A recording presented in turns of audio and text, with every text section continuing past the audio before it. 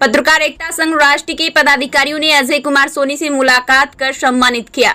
पत्रकार एकता संघ राष्ट्रीय अध्यक्ष केडी सिंह ने Ajay Kumar Soni, chairman MSME PCI Uttar Pradesh एवं Preeti Soni, Delhi minorities commission member, peace committee, government of NCT of Delhi से मुलाकात कर संघ के मोमेंटो से संगठन के समस्त पदाधिकारियों ने सम्मानित किया। वहीं चेयरमैन ने राष्ट्रीय अध्यक्ष प्रदेश प्रभारी को सूचना डायरी 2024 भेंट की और पत्रकारों को समस्याओं, उत्पीड़न के विषय को लेकर चर्चा की गई, जिस पर अजय कुमार सोनी ने कहा कि पत्रकार एकता संघ के साथ है और इतना ही नहीं, संघ के लिए ऑफिस, आवास भी लखनऊ के दारुल सफा में दिलाया जाएगा और पत्रकारों को जो भी समस्याएं हैं उन सभी को लेकर रक्षा मंत्री, प्रधानमंत्री, भारत सरकार एवं मुख्यमंत्री उत्तर प्रदेश शासन से बैठक कर बारीकी से अवगत कराया जाएगा, ताकि पत्रकारों को कोई भी सुविधाओं का लाभ मिल सके, जो रात और दिन, धूप, गर्मी, बरसात में इतना परिश्रम कर शासन, प्रशासन, राजनेताओं की खबरों का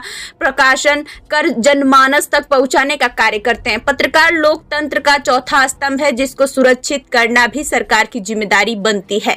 जहां पर दिनेश दीक्षित प्रदेश प्रभारी, प्रदेश महासचिव मुकेश तिवारी, प्रदेश संगठन मंत्री सुनील चौरसिया, प्रदेश सचिव कौशल कुमार, प्रदेश कार्यकारिणी सदस्य मोनी सिंह, मंडल मीडिया प्रभारी अमित शुक्ला, नीरज मिश्रा, जिला महामंत्री वरिष्ठ जिला अध्यक्ष लखनऊ सत्येंद्र कुमार, सलीम, प्रियंका अवस्थी, जिला सचिव लखनऊ, बीकेटी तहसील अध्यक्ष सहित संघ के पदाधिकारी उपस्थित रहे। पत्रकारों का एक अपना मान सम्मान हो, जो उनके ऊपर उत्पीड़न हो रहे हैं, झूठे मुकदमे हो रहे हैं, उनका निस्तारण त्वरित रूप से हो, जिसमें शासन प्रशासन संज्ञान ले। तो संज्ञान कैसे लेंगे? और संगठन क्या होते हैं? सब संगठित होकर के धरना प्रदर्शन करते हैं, विज्ञापन देते हैं। तो हम लोग तो पत्रकार हैं, हम लोग कोई यूनियन तो चला नहीं रहे हैं उस स्टेट का कि हम लोग धरना रोड पे जाके देंगे।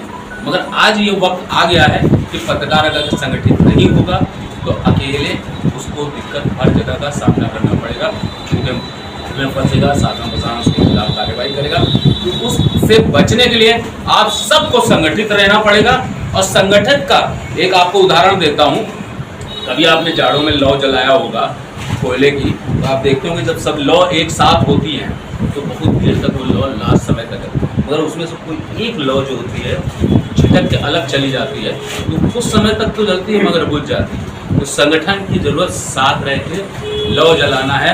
और किसी पत्रकार भाई हमारे किसी भी संगठन के मैं फिर से दोहरा रहा हूँ, किसी भी संगठन का अगर पत्रकार है और उसके साथ उत्पीड़न हो रहा है तो सभी पत्रकार भाइयों से मेरा निवेदन है कि साथ खड़े हों और उसके अन्याय के खिलाफ आवाज उठाएं और उसको। सर एक क्वेश्चन आ गया है, जैसा आप लोगों ने कहा कि आज पत्रकारों की ये आवश्यकता है, क्या सरकार की लापरवाही है इसमें, या कोई अचानक ऐसी पत्रकारों पे विपदा पड़ी है?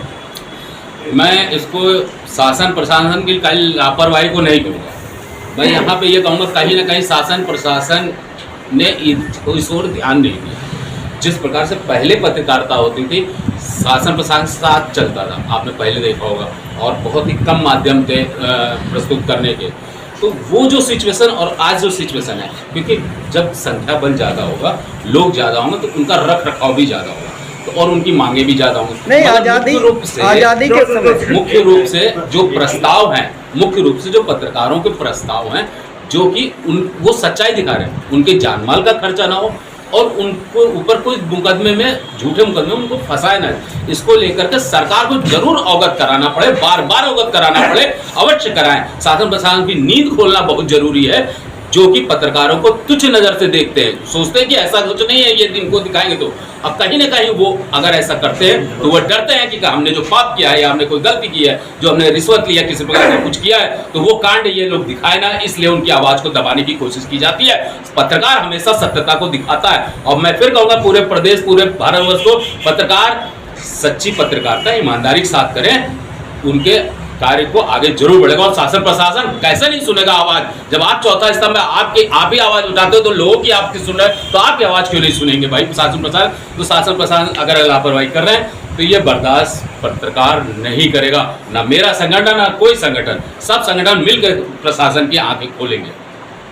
नहीं, अभी देखा गया है कि लोकसभा चुनाव हुआ है और जगह जगह पत्रकारों को नीचा दिखाने के लिए कहीं जनता से मारपीट हुई या दबंगों ने पत्रकारों पे हमला किया, कहीं तो हत्याएं हो रही हैं। क्यों ऐसा हो रहा है? ये कहीं ना कहीं हम ही संगठन में कमी है। अगर एक साथ होकर के चलें, एक संगठन जब संगठित होकर के कार्य करें और शासन प्रशासन इसके नियम कानून बनाए, जो कि अभी तक नहीं बने हैं। एक छोटे मोटे कुछ मैंने न्यूज़ सुने हैं, मगर वो अभी लागू नहीं है। पत्रकारों के हित में जब तक सरकार चीज़ें लागू नहीं करेंगी और कड़ाई से लागू नहीं करेंगे तो ये चीज़ें रहेंगी और चलती रहेंगी। और जो माफिया राज अगर इस तरह से बढ़ रहा है तो इसको हम यही कहेंगे कि लोग चौथे स्तंभ की आवाज़ दबाने की कोशिश करें। ऐसे लोग जो दोषी हैं उनके खिलाफ उचित कार्रवाई मजबूती से कठोर कानून बने और इसको पारित किया जाए। Thank you. तभी ये चीज़ सही सहयोग में आएगी। प्रदेश की तरफ से स्थापना दिवस की सभी देशवासियों व प्रदेशवासियों को हार्दिक शुभकामनाएं व बहुत बहुत बधाई।